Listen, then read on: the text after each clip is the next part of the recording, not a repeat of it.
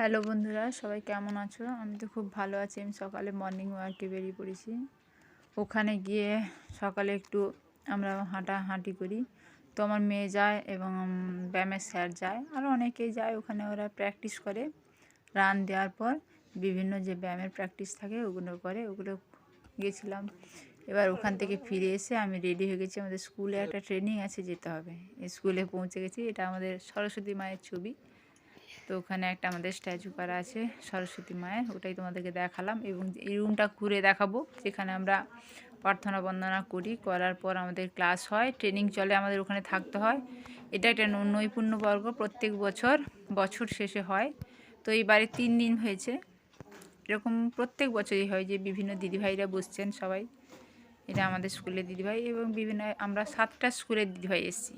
এখানে আমাদের ক্লাস চলে, আমাদেরকে ট্রেনিং দেন। তারপরে এখানে আমার দিদিভাইরা সবাই শুয়ে আছে। এই যে দেখাচ্ছি, পরপর বিভিন্ন জায়গার দিদিভাইরা এসছেন, সবাই এখন শুয়ে আছে। আমাদের একসঙ্গে এরকম একটা হল ঘরের মধ্যে বেড পাতানো হয়, ওখানে আমরা সবাই একসঙ্গে ঘুমোই। বিভিন্ন জিনিসপত্র নিয়ে যাওয়া হয়েছে, তো ওখান থেকেও কিছু জিনিসপত্র দেয়, আমাদেরও কিছু নিয়ে যেতে হয় সঙ্গে। এই যে একজন দিদিভাই সবাই মিলে খুব মজা হয়। আর এসে সবাই ওখানে ক্লাসের ওখানে এসে সবাই একটু ছবি টবি তুলে নিলাম। তুলে নেওয়ার পর তো এটা আমাদের 3য় দিন।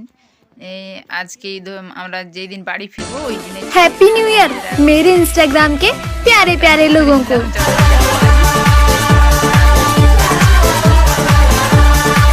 মজা করার জন্য हैप्पी न्यू ईयर मेरे इंस्टाग्राम के प्यारे प्यारे लोगों को।